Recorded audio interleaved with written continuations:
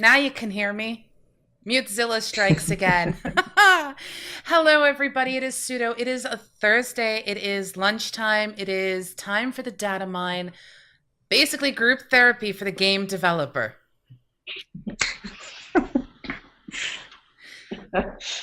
Hey, it's a good thing to be.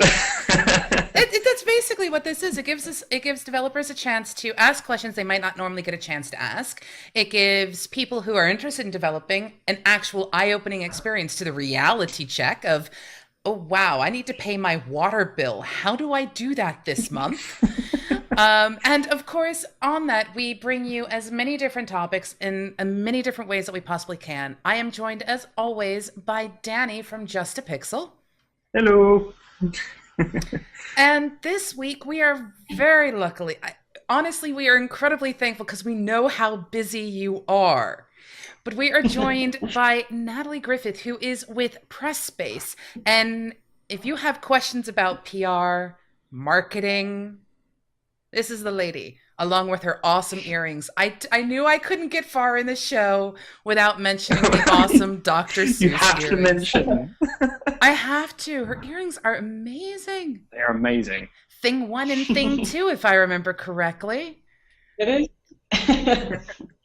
But yes, so I'm going to just give people, first off, a little heads up because they may not know much about you, Natalie. So I'd like to let people have a chance to check out your website and everything. So I'm going to go ahead and throw your website out for people to look at. But how about take a moment and explain to people who you are, a little bit about what you do, and yeah, start us off. My thing. Your okay, thing. So yeah, my thing. Okay, so I have my own indie PR agency called Pressbase.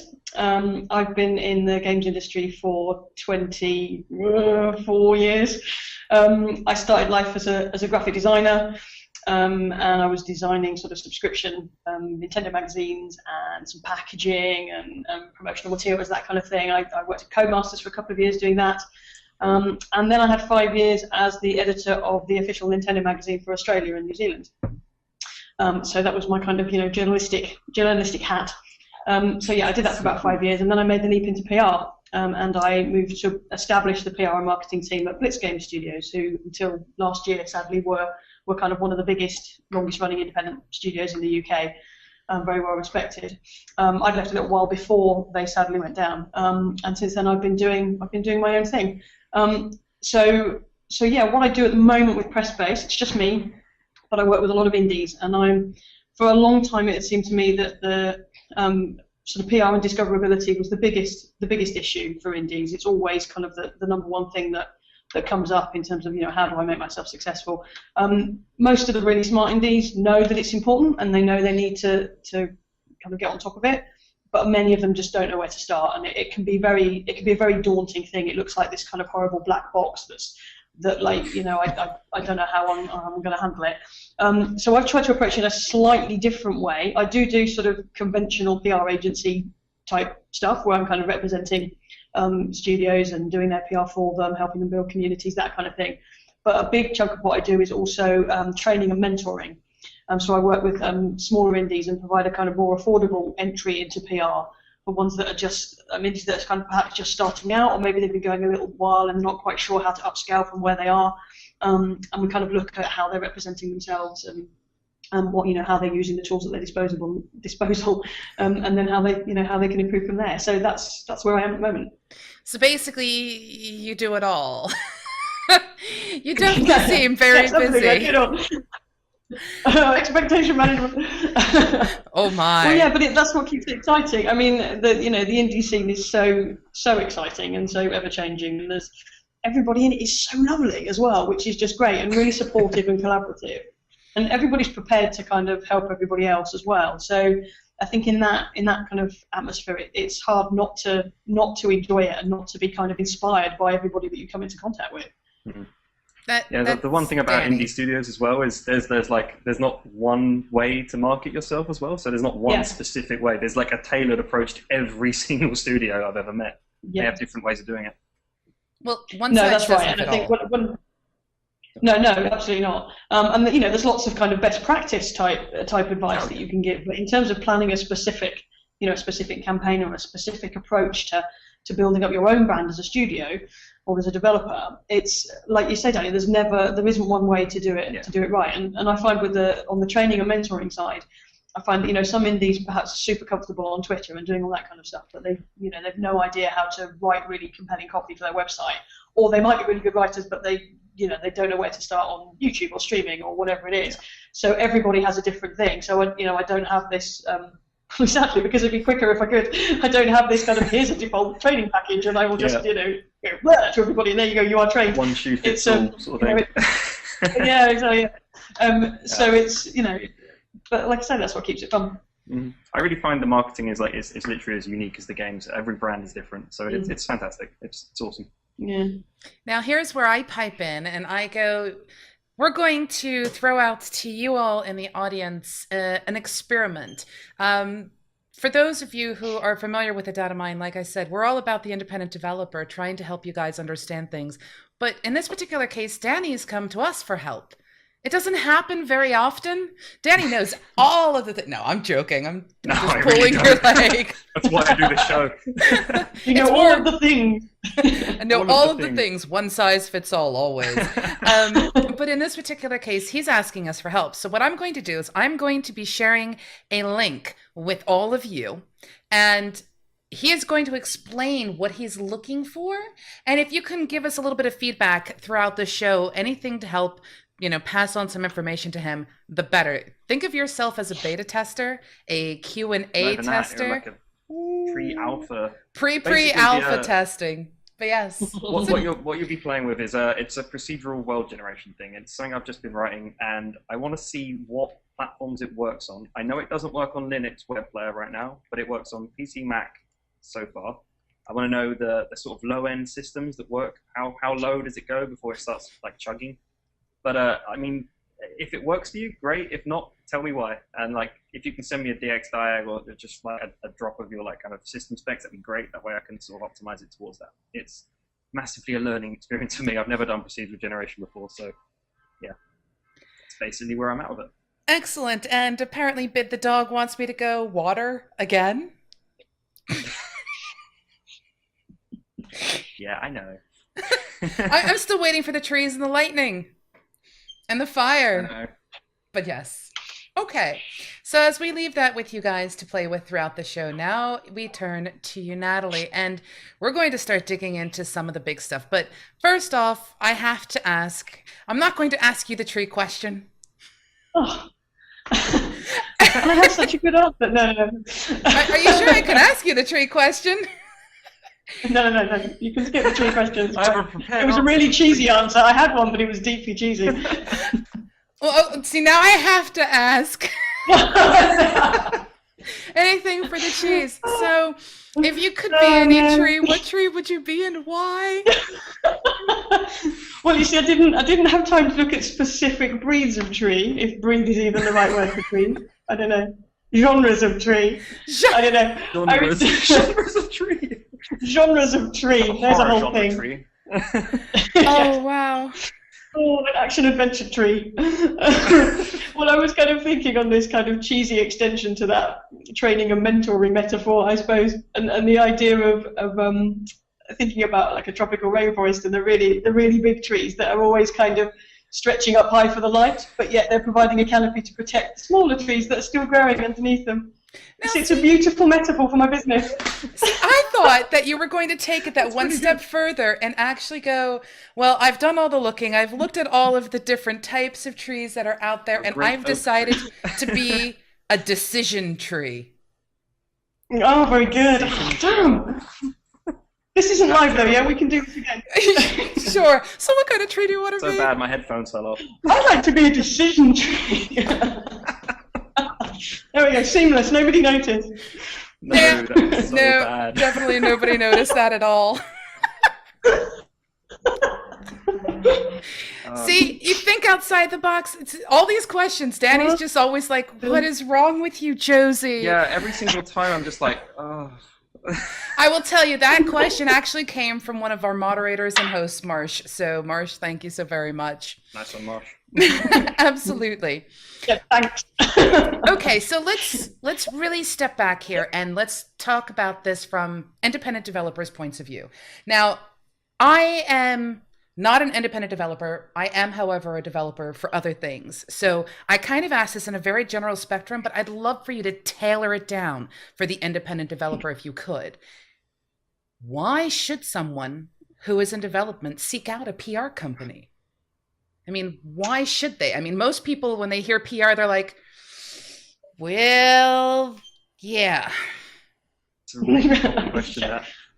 Well, I guess, and this is where my business model implodes, I suppose. But my answer to that would be, they don't have to necessarily. I'm a strong believer in the fact that, particularly kind of small 1- and 2-person band indies, they don't always have the resources, financial resources in particular, to hire even a fairly affordable and great value PR company like mine.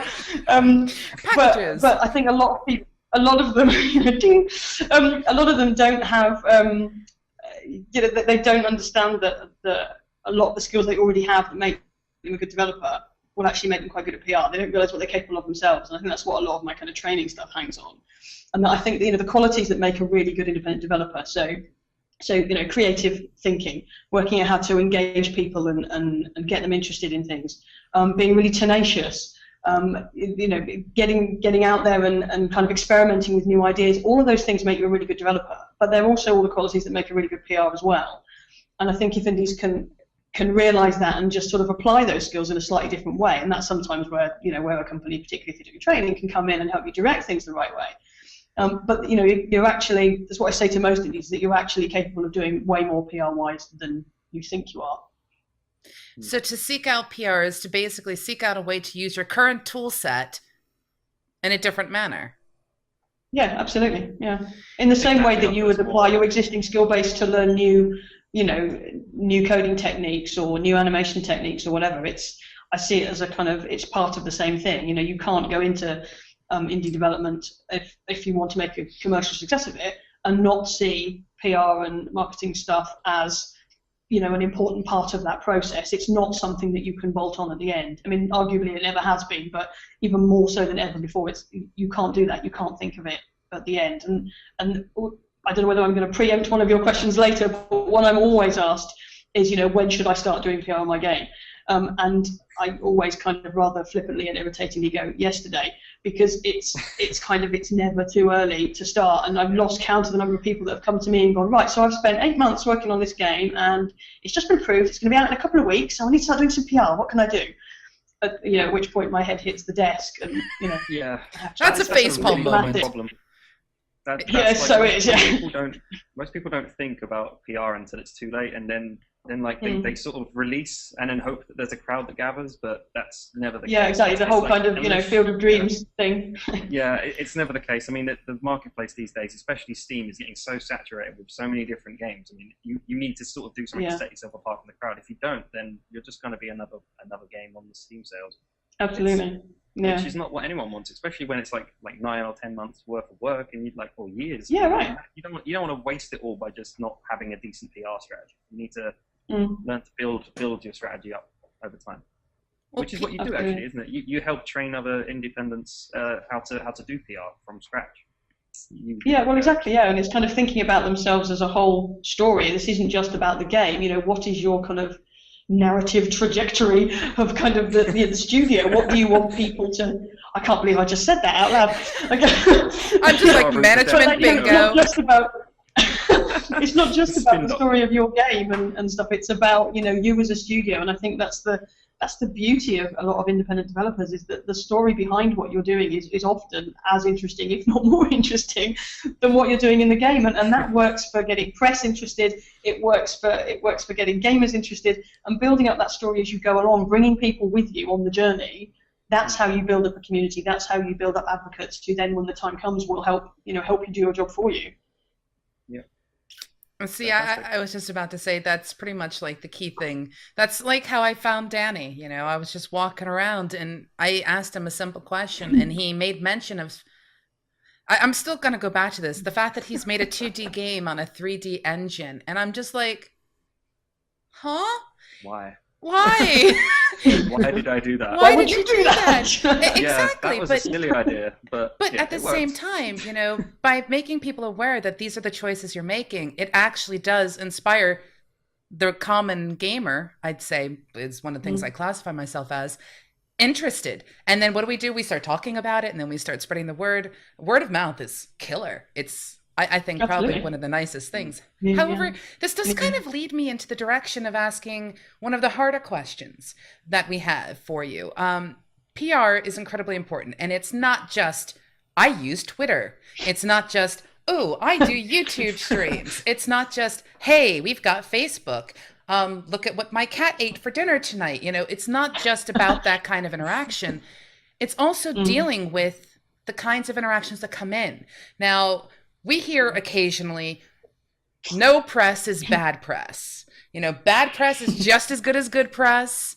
And yet we also hear people sometimes having to deal with the fallout of someone giving someone a bad name. I mean, bad PR can be really bad. Do you think, and I want to know this one first, is bad PR the same thing as good PR just because it's PR? No, I wouldn't say it is. That said, it's not always an absolute disaster. You know, you can recover from most things if you handle it properly and you're really proactive in dealing with it. You know, in the same way that, you know, if you've got something, sometimes the kind of the bad PR, if you like, can come from yourself just by doing things the wrong way or reacting to something without kind of properly thinking it through. But no, I've never been a believer of the kind of, you know, no, there's no such thing as bad PR, because there is. You can get some really bad PR. Well, I asked that because a lot of people forget that. E3 last year, my case rests. Yes, for those of you who are unaware, that was not exactly their shining moment in crowning glory. It wasn't their finest hour, no. Or Ubisoft this year at GDC. Well, yeah, exactly. But you see, that's the classic example of something that was probably a throwaway comment on an interview on the show floor that suddenly became a policy of Ubisoft. And it was interesting that even though, you know, a lot of people were very positive about Ubisoft in the past, you know, they've actually been one of the better companies in the games industry in terms of having kind of, you know, equal representation and stuff, or at least moving things in the right direction. And so for them to be kind of, you know, taken through the ringer on something like that was even tougher, I think. But I mean, it shows the importance of making sure that people are briefed and people are media trained. If you're going to be talking to people in the press, if you're going to be on the show floor demoing a game, then make sure every single person, even if you're an indie and you're using a few students to help you demo at a show, which happens a lot. You know, make sure that they're briefed and they're trained and they know what your kind of thoughts are on particular things. Yeah. They know what they're allowed to comment on behalf of you and the company and not. And that doesn't mean everybody has to be kind of, you know, Alistair Campbell controlled within an inch of their life at all. It's not about. Yeah, no, exactly. And it's not about. Yeah, it's not about sort of PR gagging orders or I'm not allowed to. It's just about bringing people in and involving them in the process. And actually, it's really powerful to get other people to talk on your behalf, because actually they have much more weight than you saying it sometimes. And that whole thing we were saying a minute ago about building up advocates and kind of evangelists that talk on your behalf because they've followed with you, all that kind of stuff is really important. But that doesn't just happen accidentally. You know, you have to make sure that people are getting the right information. Otherwise, they'll start, you know, as always happens, start thinking the wrong things. An information void with stuff they've made up, which is never terribly helpful for anybody involved. Yeah, he eats jelly beans and he feeds us a horrible amount of chocolate cake. I've heard some weird things in my day. Do you recommend any specific tools for like an independent developer, like stuff like TweetDeck I use, for instance, for handling Twitter? Oh, okay, software tools. Yeah, it depends what you're trying to do. I mean, if you're only running one Twitter feed, you know, if it's you on your own and that represents you and the business, which in my case it does, then you can use whatever client suits you, really, whatever Twitter client suits you. And the main, the main site in the browser are on. I do an awful lot of probably the bulk of my Twitter, probably on iOS actually, while I'm, wandering about or waiting for the kettle to boil or whatever. I do use TweetDeck because I run about 4 or 5 different feeds for various purposes, client feeds and events. I run various bits and pieces. But even on, I use TweetDeck on PC, and that's really useful for being able to kind of pre-schedule tweets sometimes as well. You can hook Facebook into that too. That's really useful.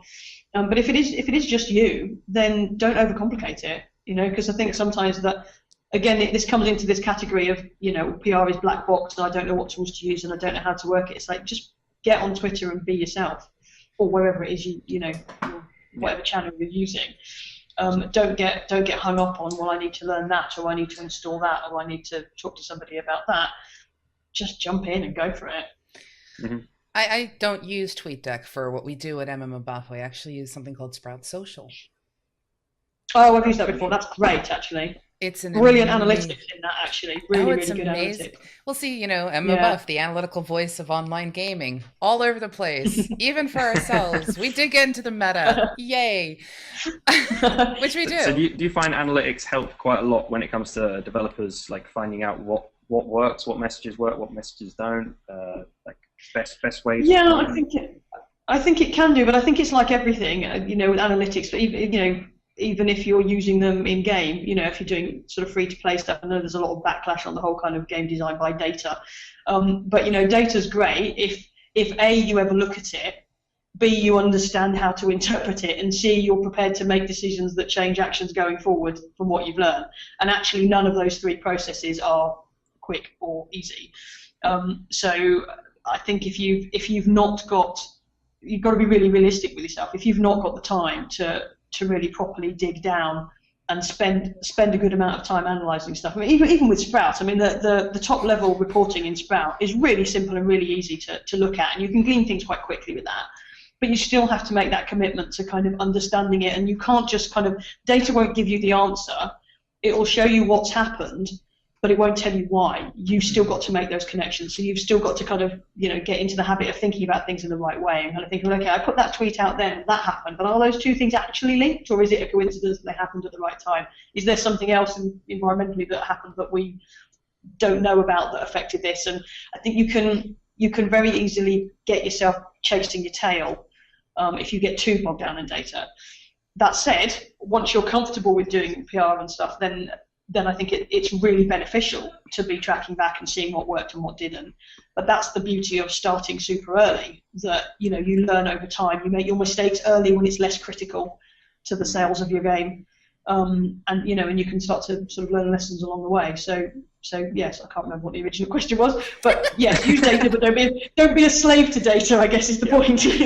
Well, I'd highly recommend that. And I throw in a question because of what you have just said from our chat, and this is from Bid the Dog. Bid the Dog is a frequent visitor and has many, many questions for like everyone who shows up, which deserves an MMOBuff heart from me. So asks, I have been putting lots of time into Twitter forums, a devlog, etc., but our launch is years away. I've managed to gather a decent following, but mostly from other devs. We are aiming to deliver a demo ASAP. Not sure when, though. What other kinds of things can we do to gather momentum? Okay, so yeah, firstly, the fact that your launch is a good way away and you're doing all those things straight away, yay. That's brilliant. Getting out there and showing the game at events, at shows, is really, really worth doing. I'm working with a team at the minute producing a game called Iterating. I've come down to London today to work with them at the Radius Festival, which is a great little kind of indie event that's just popped up. And getting out there, we've taken that game. We spent about 6 months building community on that. Kickstarter launches on Monday. Everybody, I have to do my you should have given us the link. Plug. We could totally put the link. Well, it's not live yet. It'll be Terratech game on Kickstarter Monday afternoon.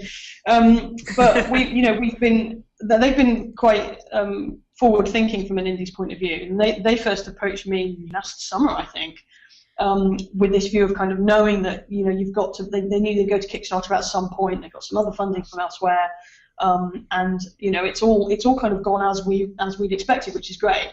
But we knew that we had to spend a lot of time building up that community first. So we've done a lot of the kind of things that you're talking about there. Lots of social media, making sure that social media is all connected and there's links between. That helps grow the connections as well, actually, making sure you're cross-linking between all the channels that you're using, not just duplicating stuff, not just hooking up your Twitter feed to Facebook. That's lazy. It only takes you a second to rewrite a tweet in a way that suits it better for Facebook and the long-form medium, so do it.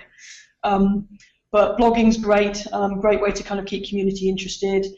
You could look at things like, if you haven't already, gather a mailing list of emails together of people that are, that are key fans. You can do newsletters out to them weekly or however often you've got things to say.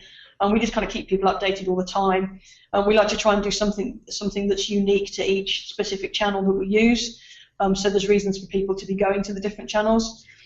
So we've used Vine a lot. So it's a kind of modular vehicle construction game. So it's a sort of endless Minecraft type possibilities of what you can build and what you can do. And so vining little snippets of what people have built at shows or at home has been super useful. But then hooking all that stuff up. And we've run polls on our Facebook page for people to vote on the best vehicles. We've done streaming every night with different topics. We've started doing a weekly stream with another indie developer. And this kind of cross-promotional idea is a really good way to keep interest without having you have to focus on kind of creating new content that's from you. It doesn't have to be broadcast all the time, and that's a really important thing with social media in particular. You're not just going on Twitter going, blah, blah, blah, here are my things. Like a third of what you do on there should be broadcasting. A third of it should be getting involved in other conversations. A third of it should be proactively answering questions that you have. It's always got to be that kind of split. So we've started doing live streams with other developers, as I say, so they will help promote and bring people to our stream. We're helping to big up their game as well. So we did one last Friday with the Tiny Keep guys, and we Skyped the developer in, played, and the Iterating team played Tiny Keep with the developer. This coming Friday we're doing it with the new build of Surgeon Sim with Boster, and we've got others lined up over the next few weeks. So that's all kind of fun stuff for us to do that gives interesting and different content to people, without it putting a massive burden on you to create new content yourself. And when you're this far out, you've got the luxury of being able to do that. You can have some fun with it. You can experiment with things. You can get out to shows. You can get feedback from people. Get those fans on board. So yeah, I mean, there's lots of things that you can still be doing. How is Fee? Fantastic. One of the yeah, I had the luxury. I have to say the honor, and he kind of blew my brains. He was telling me when I was speaking with him at Res, this is the developer for Tiny Keep, for those who are curious, that while he was at Res, he took the feedback from the very first day, sat in a bar at the end of the day, created the very next iteration, and pushed it to the floor the next day. And yeah. I just remember sitting there going, exactly that. Oh, there was a horror story from Res with that. Like, I don't know if you know Byron. He was showing off a game called PAPR Protocol, and while on the show floor, he was also developing it. So he was mid development, and I think Unity pushed an update which invalidated his license, and that meant that he had to like kind of panic and like revert a build or something. I just think like if you're going to develop stuff, don't push developed builds during a show. It's not a good time to be developing. Yeah, I mean that he got really unlucky. He got really unlucky then with that one. But I think actually the concept of iterating in response to what you're seeing is brilliant. Oh, totally. And again, Yeah, we've done that with Iterating across the board. So the second morning of Res, because we were at Left Field Collection with Iterating as well. The second morning of that, I was giving Russ, the lead programmer and the founder of the company, I was giving him a lift to the NEC. And we got caught in a massive traffic jam. A journey that should have taken us like 20 minutes took us nearly 2 hours. But he was sitting in the passenger seat with his laptop creating a new feature in response to some stuff that we'd seen people trying to do the day before. And he was like, hang on, well actually with the stuff that we've got and the stuff we were thinking about, I can put this in. So he created that feature in the car in the traffic jam. We got to the show, quickly switched it off on the thing, and people were playing it that afternoon. And that was just brilliant. It was just kind of like bizarre extreme coding, like traffic jam coding. But yeah, you need to make sure you're not going to break your build. Yeah, wow. Don't break it while you're doing it. See, now we're going to have to do some kind of like yearly thing for the Datamine, give an award for the most extreme coding example. You know, pictures of people coding in Antarctica or something. Extreme coding. I did tweet a picture of him coding in my passenger seat at the time. It was quite funny. Oh, man. Okay. That's fantastic. Should a game developer who comes to a PR company for help ever change their game because of PR company? It's more or less, actually, to simplify the question, it's where is the line drawn where PR has involvement in the actual development? I mean, is it supposed to be this beautiful cohesion where, you know, you have a give and a take like you do with anything, or is there actually this line? Where is the line? Is there a line? Well, yeah, I mean, in theory, in an ideal world, the beautiful cohesion sounds great. But, you know, I mean, I'm harmony for all. Oh, rainbows and puppies and unicorns. Yeah, well, I mean, I think that in this day and age, if you're not involving somebody with some marketing experience, or you have some yourself or some PR experience quite early on, even when you're making design decisions, then there is a danger that you are coming up with something that there is perhaps not a market niche for, or is kind of too close to something else, or, you know, I mean, I'm always a believer that the developers shouldn't be beholden to, you know, to PRs and marketing people, and because I think my experience in the past working for a studio like Blitz, so we did a lot of kind of big licensed family-friendly titles. We did a lot of stuff with THQ in its glory days. So lots of kind of Nickelodeon type titles and Disney and DreamWorks and that kind of thing. And there were a lot of hands in the pie at publisher and license already in terms of what was allowed and what wasn't. Sometimes that was really helpful, sometimes less so. And there were plenty of times that the devs on those teams would get off a conference call and go, for the love of God, how are we supposed to implement that?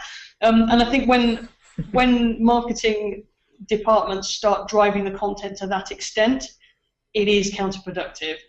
I always say with mine is I always try and make sure that I'm aware of what their dependencies are and what their plans with the game are. So it's all very well for me to kind of go, oh, I want 35 screenshots on Wednesday and a new blog post, and then I want you to stream this, and then I want you to do that, that, and that. And they're like, yeah, but we're trying to fix this bug and we need to get the build out. So there has to be give and take.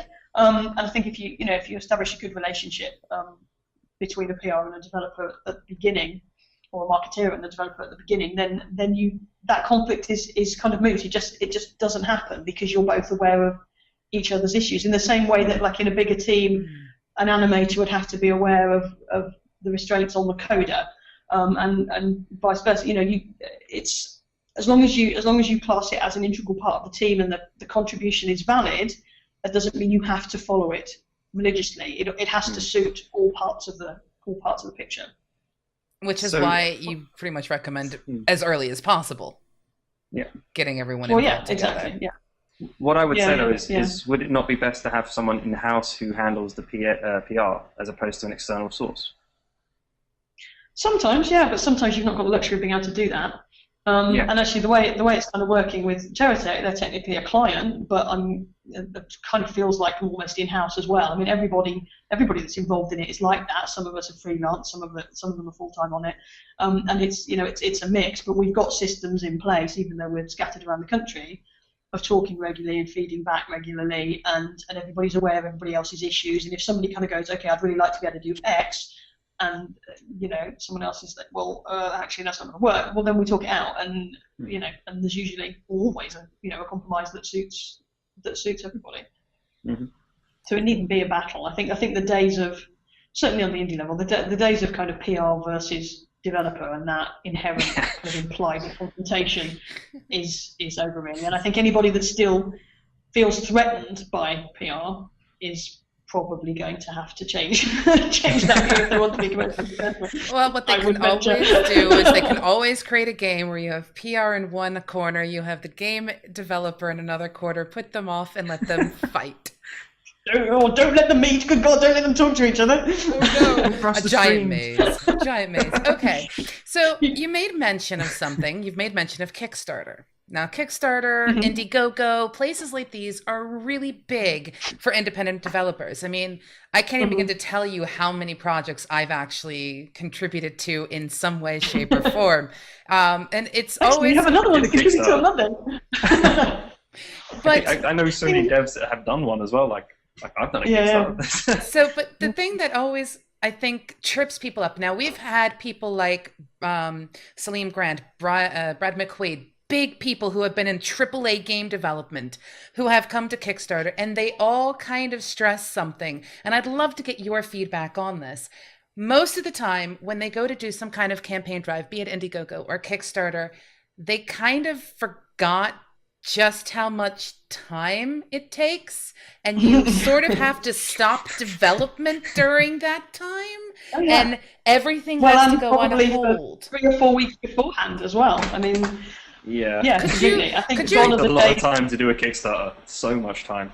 Could you walk us through sort of like, okay, we've made the decision. Danny and I together at the MMOBuff Just a Pixel Studios are coming out with a game, and we've just decided to take it to Kickstarter.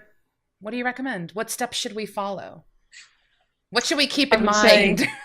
Besides, we're insane. So you've just got this game and you're about to go to Kickstarter. I would say buy a DeLorean, go back 6 months, and start building a community. Pretend we have one. Maybe we do. Can I borrow it? In that case, go back in time. So yeah, and again, this is starting to look really cheesy now, but yes, the Iterating example, that's exactly what we did. We knew we were going to Kickstarter later, and you have to build that community. No, if it was ever a place for easy free money, which I'm not convinced it was, but some people felt that it was, it certainly isn't anymore. And that in the same way that the App Store is a discoverability mess, and Steam is heading that way, Kickstarter is heading that way as well. And I think you can't. It's the same as any kind of type of PR or anything on those kind of lines. It's not about if you build it, they will come. It's a massive amount of work, not only to get your campaign looking compelling and interesting, and structuring the reward tiers just right. I mean, the difficulty in actually getting that right is way more than a lot of people think. And you're getting into kind of exactly. I mean, you're getting into kind of sales psychology and the kind of a lot of the it makes me laugh because a lot of the indies that would be kind of banging the drum for free to play is evil, and kind of the psychology involved in whether we get you to buy some more coins for 69p or we sell you to a subscription for $2.99 or whatever. It's exactly the same kind of psychology they have to use in a Kickstarter to kind of go, well, I've got a $15 reward tier, and what if I had a $20 that was a little bit more than that? Maybe that would convince them to upsell to that. And I hear indies having those conversations, indies who are really anti-free to play, and it just makes me chuckle because it's kind of like this is the same kind of sales psychology and manipulation that some people think it is. But you have to think that way. There's so many things that people can pledge on that you have to think really carefully what you're offering.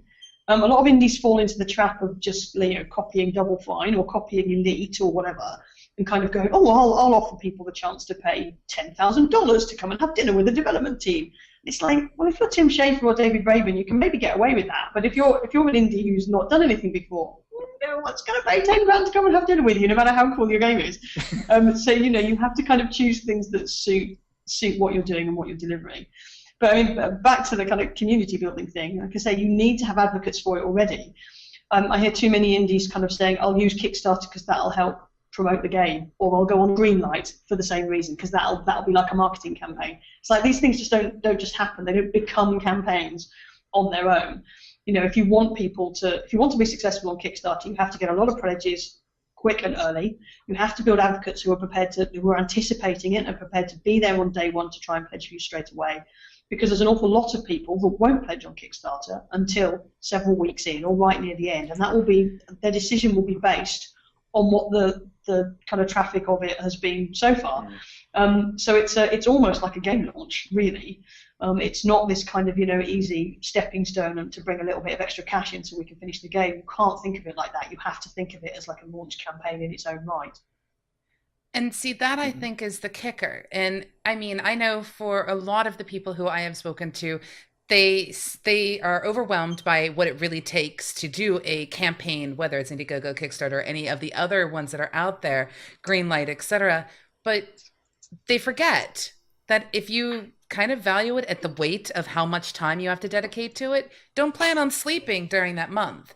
I know so many people who choose not to donate to a game on any of the projects that are out there, not even until afterwards. And then they contact the developer going, so your Kickstarter campaign has just finished. Is there any way I can still get in on the tiers, and can I still donate because I've just gotten paid?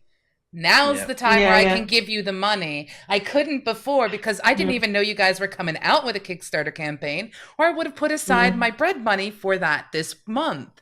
So there has to be a definite build up to this, right? No, there does, and I think actually that kind of, when are people going to get paid? What time are they likely to be online browsing for it? All that kind of stuff's really important in terms of choosing your timing as well.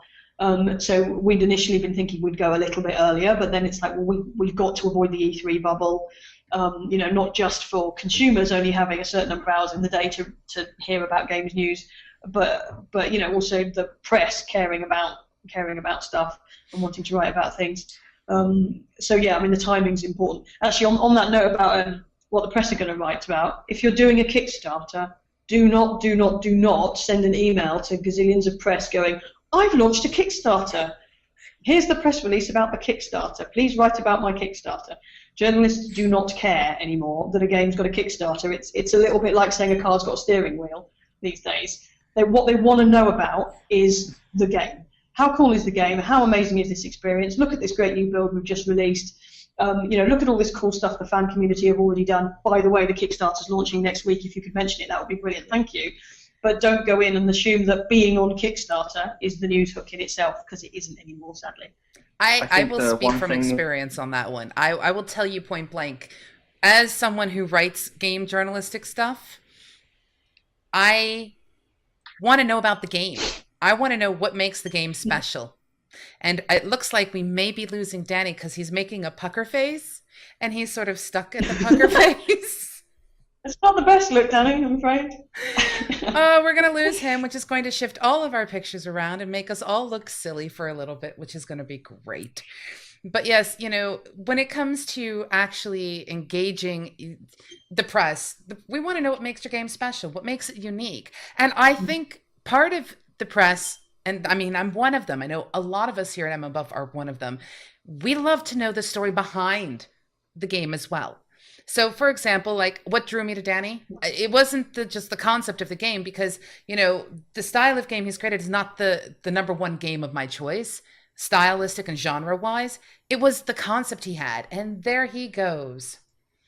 Oh, he's gone. He's gone, and now I'm going to try to make it so that we sort of look like we're here, but we're sort of not, and it's sort of not going to work. But hey, this is what live is all about. We'll do it this way. Ka-ching! Bring you in, place you right there, and then shift it down. Oops. There she is. Fantastic. And we will continue to wait for Danny. Now, okay, so going back to independent gaming and PR. We have some more questions. And yes, it can be very, very stressful for anyone who wants to use PR. It makes a difference whether you're creating a new product or a new game. Finding the people to help you is a pain, especially if you don't have the money rolling in. Do you have any recommendations for people who would really love to have, say, that kind of support structure, but they literally just don't have time? Yeah. I mean, it's and that's the hardest thing, right? It's fitting PR in. Never mind, you know, whether you have the skills or not. Actually, fitting it into your workload is difficult. In terms of kind of meeting people that can help, Twitter is an absolute godsend. But also getting to events. You know, again, you know, whether you're just going as an attendee to meet other developers, or you're actually showing your game off, or you're just going to like a conference to learn about stuff. You're getting yourself out there is how you come across these people. And you know, getting involved in conversations on Twitter is how you come across people. I've lost count of the number of things that have happened like through, you know, bizarre coincidences, and, you know, clients that have come to me through some kind of odd moment of serendipity that I happened to be at an event 3 months ago with somebody that knows somebody that knows somebody that knows somebody that, you know, and you can't. I've actually got a blog post of like speaking submission brewing about this topic, actually, this idea of making yourself available for serendipity. A lot of people kind of go, oh, well, so-and-so did really well because he got lucky with such and such, or she did really well because she got lucky that she knew so-and-so. And I always maintain that actually, yeah, people do get lucky. There are lucky things that happen. But unless you are putting yourself in the way for serendipity to trip over you, and unless you are prepared to recognize an opportunity when it does trip over you, then you will not make a success. So the people that are the luckiest are the ones that work hard to make sure they have opportunities for luck to befall them, and the ones that work hard to take advantage of those opportunities when they arise. So get yourself out and about. If it's hard for you to get out and about, either maybe you can't afford to get to these events, maybe you've got a medical issue that means you can't necessarily get out all the time. That's okay. That's why Twitter's brilliant. That's why you can get involved in conversations. You can talk to fans on forums. You can talk to other indies on Twitter, or go on places like IndieDB or that kind of thing, and talk to people, and just kind of get yourself out there, whether that's virtually or in real life. Right. Now, here's what we're going to do. We're going to take a quick 30-second break to run a commercial, mainly so that we can try and get Danny back. Come back, Danny. Danny, come back. You had a question. We can't ask the question. We can't read your mind. Although if anyone out there is a game developer, which I know quite a few of you are, if you can build some kind of mind-reading application that I could put on my device to help me read my boss's mind, that would be stunning. You probably sell it to Google to integrate with Glass. Yes, integrate it with Google Glass, please. But yes, on that note, what we're going to do is we're just going to take a quick moment, going to go ahead and run a lovely 30-second commercial. Yay, commercials. And then hopefully, we'll have Danny back. If not, it'll just be me and Natalie continuing to talk about PR, independent gaming, and all the things that go with it. Oh, hopefully he'll come back soon. So yes, let's go ahead and do ourselves a 30-second one. Be right back. And of course, for those of you who are actually like subscribers, you're not going to get a commercial. So you get to see us here chatting about her earrings. I'm going to constantly go back to these earrings. It's kind of become my thing, actually, that I have quite a big collection of geeky earrings, and people often tweet me when I'm on the way to events saying, which earrings are you wearing today? See, now I'm going to have to get on this as well. And I really want to know where you got them. Game development, PR, and Etsy. Fashion accessories. That's what we're talking about today. Yeah. I get all mine on Etsy, usually. So they're all kind of, handmade, custom ones. See, it just makes them unique. Thing one and thing two. I mean, honestly. I know, right? What's not to know? Poor Danny. Right. I hope, fingers are crossed, that he'll be back soon. But until then, what we're going to do is, in the post of, he has arrived! It's after. He couldn't have shown up while the commercial was going. However, now I have to make a request of you, live on stream, Natalie. Could you do me a favor? Turn your camera on or off and back on again. And then everyone will be in the correct position. I blame Danny. Sorry, so badly. Look what I just have. I have to go run upstairs and just find the Cat5 cable because my cable just died.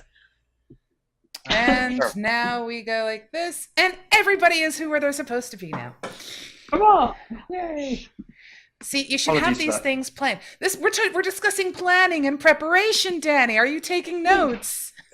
Yes, I know. Always have built-in redundancies. Oh, tell me about it. Anyway, what did I miss? Where was I? Well, what you missed. Yes, and my earrings. That was pretty much it. No, we were digging into obviously about the Kickstarter campaigns, being prepped, having community people, having lack of staff or anyone to help support you, and things like that. And you went to say something. Respond to me. Exactly. We totally did not respond to you because actually what you did was I could hear and see you. You made this pursy lip thing. We're all. Was I going? Duck face. It was lovely. Yes, you duck faced. I duck faced the camera. Fantastic. Now, how do you fix this PR nightmare of Danny being known for duck face? Is there a way to do this? Danny the duck face. Should we use it to embrace it? I'm gonna roll with that. I think you need to embrace it and change your Twitter handle to Danny Duckface or something. Just go with Danny Duckface. You can't go wrong with a bit of alliteration. Danny Duckface. Danny Duckface. You heard it here first. Oh man. So bad. Anyway, I apologise for that hiccup. So that's okay. Last week it was Team 17. This week it's me. Oh, that's Take it okay. to you, You know what I think it is? I think it's the fact that we're getting into a topic that is one of those terrifying topics. Danny! Oh no! It's gone! What? Put your camera You're back not on! I can hear you. What's going on? Your camera's not on, Danny. Mine's on, yours isn't. No. What is going on? There, I'm back. What's going on? Would you mind one more time for me, Natalie? You're the one who has actually gone to another location. Exactly right. Oh, and actually, on that note, can I just say a big thank you to Yuki, who are letting me use their office today to do this. Marvelous. Thank you very much. Yes, and for those of you who have not had the chance to see it, we were very, very lucky in the fact that we had the very, very gorgeous member of Yuki, the CEO, join us, and she was hysterical. I didn't realize she loved cats so much. She was brilliant, yeah. I didn't. Oh, yes. And for those of you who are getting into game development, Yuki offers an exceptional range of support and services, and it's something to definitely look into. Just like Team 17, like we had last week, offers an amazing amount of support as well for the independent developer. And then we have, going back to our PR side of things. So, Danny, you had a duck face question. The duck face question. So when it comes to Kickstarters, I was going to say, like, I think games that have prototypes when they're while they're kickstarting, so they can have something that people can physically play, they're probably in a better position than someone's got like a concept or an idea with like just screenshots. Like people want to get their hands on it, then you're more likely to get traction if you can get something in people's hands. So definitely, I feel like that's something that some Kickstarters miss out on. No, I agree, and I think actually, again, with so many things going on Kickstarter now, and so many people have been a little bit jaded when things perhaps they've slipped or they haven't appeared or whatever else, and that they back on a lot of things. The quality bar is quite high now to get people to go, yeah, okay, I'll back on that as well. And I think the idea of having a prototype, not only does it make it a more compelling proposition on Kickstarter, that's having that prototype and getting people playing it is a key part of building your community beforehand. So it's it's not like, oh, you've got to create this thing specifically for the Kickstarter. You've got to be doing it anyway.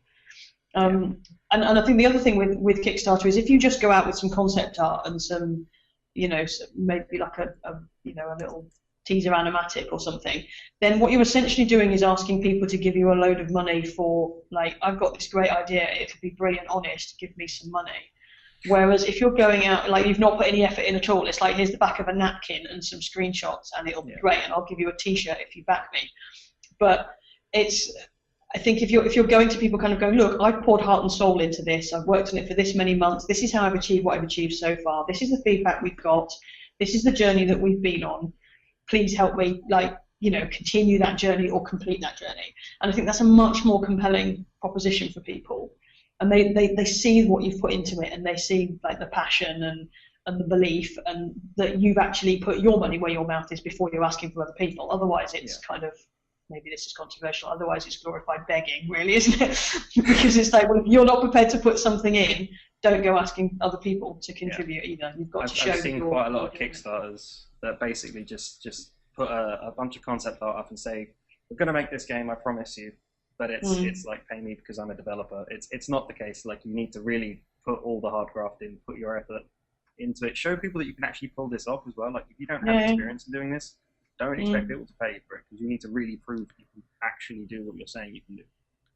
Yeah. So, oh, yes. Yeah. And in fact, this actually leads to something we'll be going into a little bit at the end of the show, which is our game jams. Get experience under your belt. And as was mentioned before with Team 17, you can always be an ideas person. Anyone can be ideas. The actual application of your skill set is a whole different ballpark. And I think, as somebody who is a part of the process, someone who is a gamer, when I go to Kickstarter, I look for the people who have proven that they've got something.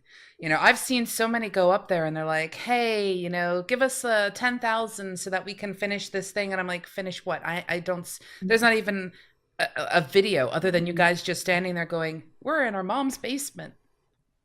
Yeah. If you were in your mom's basement and you still had more stuff to show me, I would be a heck of a lot more inclined to actually go, okay, so what's this idea you have?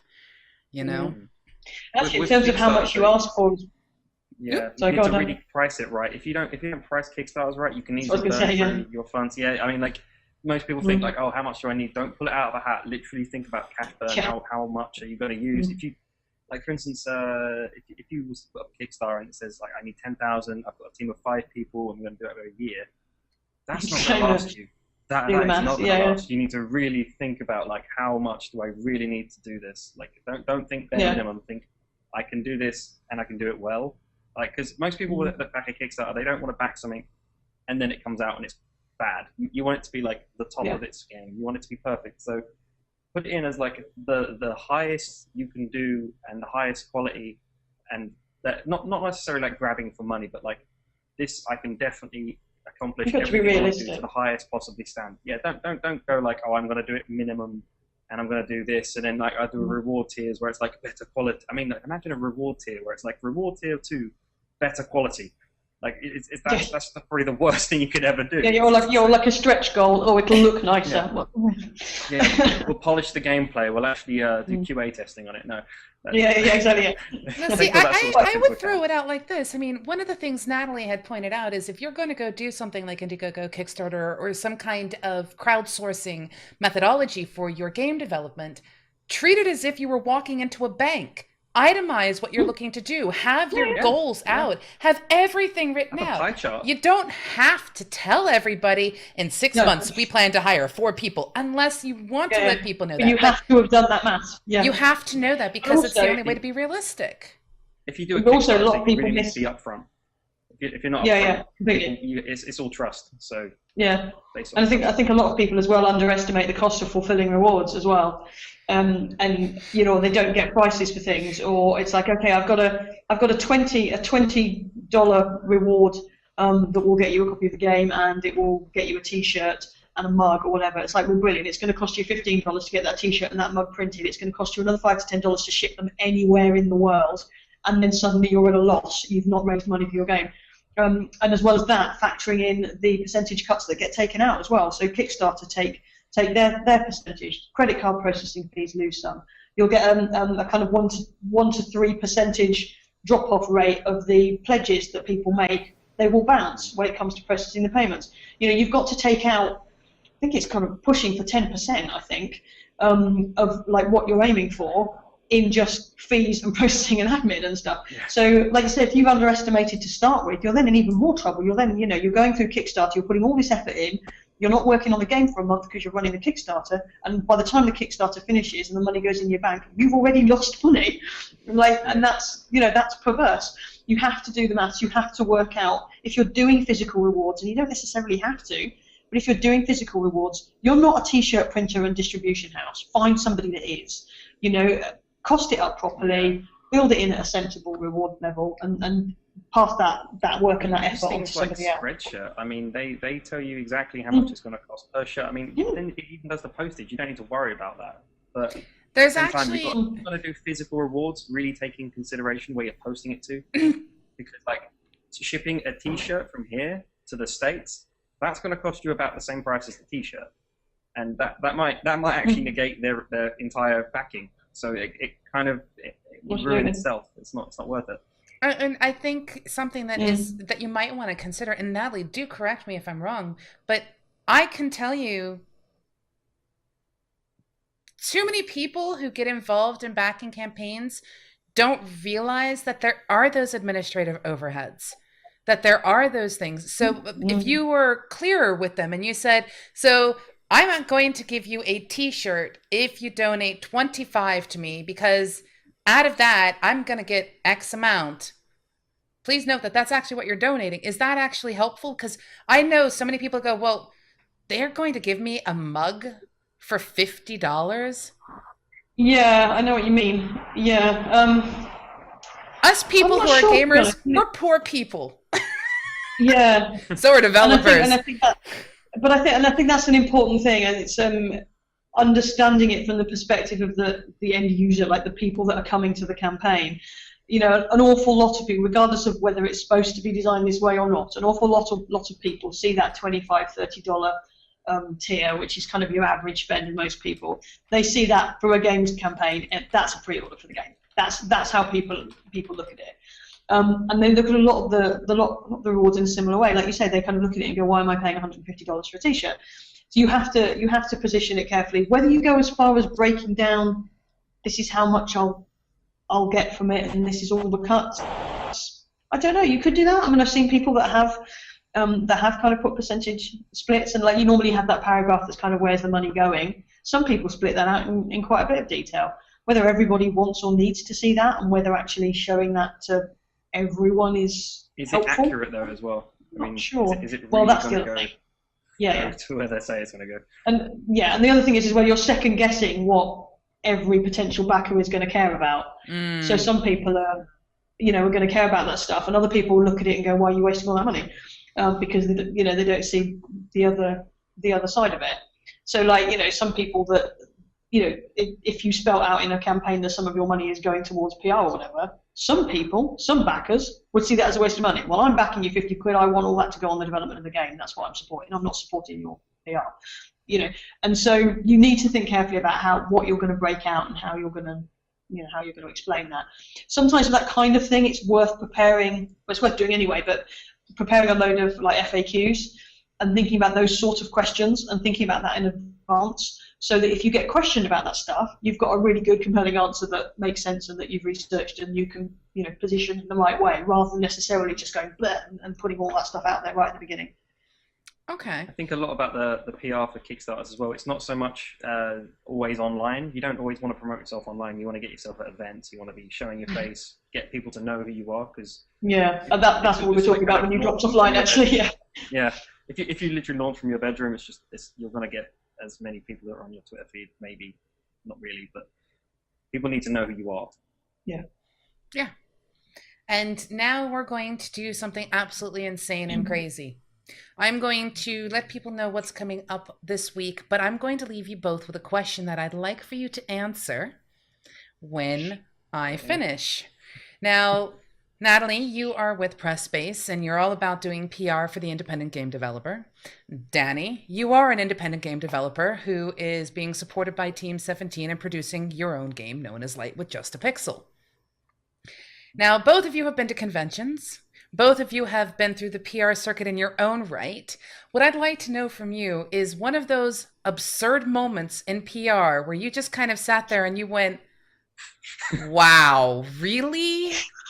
So think about which one, and you can always change names to protect the innocent in this. I was going to say, most of mine are probably NDA'd, to be fair.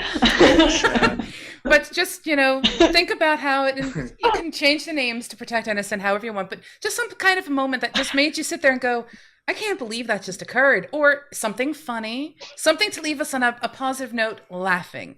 So, and for the rest of everybody, I will now let you guys know some secrets, because we've got some secrets going on here at MMO Buff. Yes, secrets. So to start off with, we have the Cosmotronic tomorrow night at 8 p.m., which is our Wildstar show, where we discuss all things Wildstar. And the entire Cosmotronic team, which is Gazimov, Kaidri, Mizpa, and myself, we are going to be taking the strain. You'll just have to tune in to figure out what that's about. On Saturday, Dr. Marshmallows and I finish Battle for Gia review, which is a TCG. And then we're going to be starting getting into Infinity Wars. That's going to be fun. Monday, Mizpa, myself, and maybe a guest, maybe Danny. We haven't asked him yet, but we may want to, because this is an interesting one. You might have just asked me. Or might have just asked you, is when do you actually change the difficulties in your game? When do you make that decision? And this, you mean you never start on the hardest difficulty? Some of us prefer nightmare mode, some of us don't. But we'll be going into that topic on Tuesday in the Campfire at 8 p.m., which is our community-based show about building strong gaming communities. We want to know your gaming absurd stories. That guy who screamed at you for 4 hours because you forgot to kick the raid boss or something. Tell us the stories of the things that you have been through that just kind of made you go, wow. Sort of like I'm asking these two. Those absurd moments in gaming. It makes a difference whether it's from console gaming or anything else like that. We just want to know from you. And if you have something, you can tweet it to us. You can YouTube us. You can do it through our Facebook page. You can do it through voice at MMOBuff.TV. On Wednesday of next week, and this is where I turn around. During the Blizzard forecast, we are starting to give away copies of Warlords of Draenor. So for those of you who are interested in that, you're going to want to participate in that. And then next Thursday, we are back and we have a guest who is another developer, a programmer in his own right.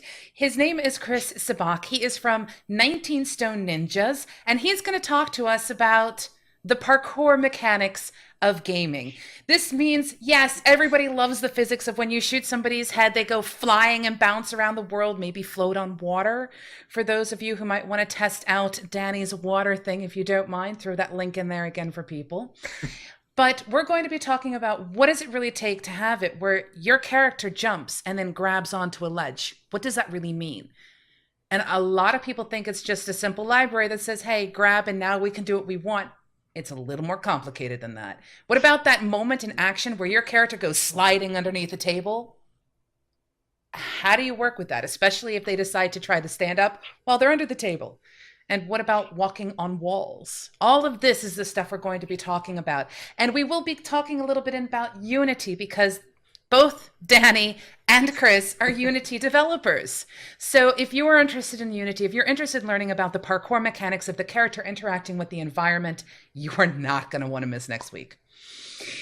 And now I go absolutely crazy and say, tell us, oh great and wise individuals who have lived through PR in all of the ways that you can. Go on. I don't have any stories about PR on my side. I have a story, but I'll go after Natalie. No, you go first. I can't think of anything. Go on, Danny. Well, when we were demoing our game at Res, we had a 5-minute level that was supposed to take like 2-3 minutes to go through. There was a guy there that played that for 2.5 hours, and I on the same level over and over again. And I took that as a really big compliment that he really likes the level, or just it was really too difficult. But no, that was the only thing that's really stuck out of me. Of like, wow, like someone is still on this level. It was fantastic though. The guy was great. Yeah, well, I can't think of any kind of epic disasters that I'm prepared to share on a live Twitch stream. Well, it's not so much the epic disaster. It's more or less, how about this? It's so much easier to say, what's one thing that you think developers forget when it comes to PR that they should really remember? Be it make certain you're tweeting from the right account is a common one. Yeah, that's always good to do. I think it's the main thing is just embracing it, not seeing it as this separate, horrible, evil overlord that's there to kind of stop you doing stuff. It's being open to it, and remembering that the bottom line is everybody's working towards the same goal here. Where PR is not interested in kind of blowing all your secrets or talking about stuff that you want to be off the record. It's not in their interest, whether they're in-house or contracted. I always say that there's what I say publicly about all the developers that I work with is a fraction of what I know about all the developers that I work with. But the fact that I know all that other stuff, like the other half of the iceberg, if you like, means that what I do talk about is more informed and more sensible and more hopefully and kind of more in keeping with the bigger picture. So be open with the people that you trust that are helping you to get the word out, whether that's community or whether that's PRs or it's other members of your team. Trust people, keep them informed, and then hopefully you won't get things like the random Ubisoft spokesman we were talking about earlier, or like Microsoft last year, where every person at Microsoft you spoke to had a different opinion about whether Kinect was compulsory or not, and whether they were interested in TV more than games or not. It's on a smaller, although that's a massive organisation to keep informed. The great thing is in a small organisation like an indie setup, it's possible to do that. You can keep everybody informed, trust people, and embrace it really. Sounds like good advice.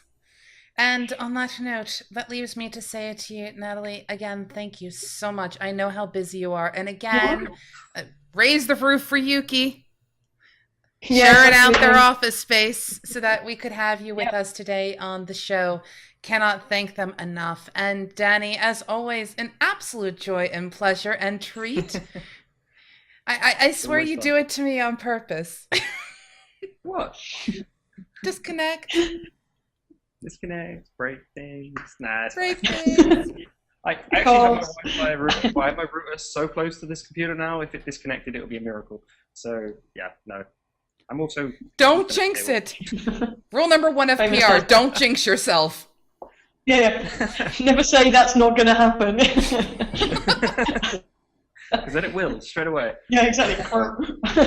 And also, I just wanted to let you know, Natalie, I am not the only admirer of your earrings today. One of our viewers, Suliko, goes, "Ooh, thing 1, thing 2 earrings." See? But yes, on that note, it leaves me to say to everybody who is watching, thank you for your time. Hopefully you have enjoyed this look behind the scenes in game development. And for those of you who are game developers, remember, if you are interested in being on our show, and we're planning on talking about all kinds of things, for example, trying to fix things like GPU shading. Oh, don't even go there. No. Maybe helping out with procedurally run things, or maybe even talking about, hopefully very soon, because this is something I'm really fascinated in, level design. How do you make the decision of what makes a level easy or not? Because like Danny says, he's had somebody at a convention playing the same thing. Does that mean a level was too easy or was it too hard? How do you figure that out? And then how do you scale the game so that it's a challenge as you go? And there's formulas out there. Level design is like, you just need to get player feedback, testing, QA. Makes a massive difference. You think. It's only partially that, I can tell you that one. True. There is actually formulaic equations and stuff like that. We could go into math. Oh, exciting. We could pull out Venn diagrams. There you go. Venn diagrams and spreadsheets. Scare the developers. Are developers scared of math? Come on. Game developers, maybe. I am. Really hardcore math. Don't give me like an algorithm. I look at it like, what does this mean? Like I'm really not mathematical. That's okay. But that also leaves me to say thank you again to both of you for joining. And from MMO Buff Studios is the pseudo saying toodle pip. Do make certain you have yourself a fantastic week. And if any of our other shows interest you, do make certain you check them out. And if you have any questions for me, you can hit me up on Twitter. You can hit everybody up on Twitter. Everybody's got Twitter names. Everybody's Twitterable. And don't hesitate to give us questions, because in the end, we're here to help you. Toodle pip. Bye.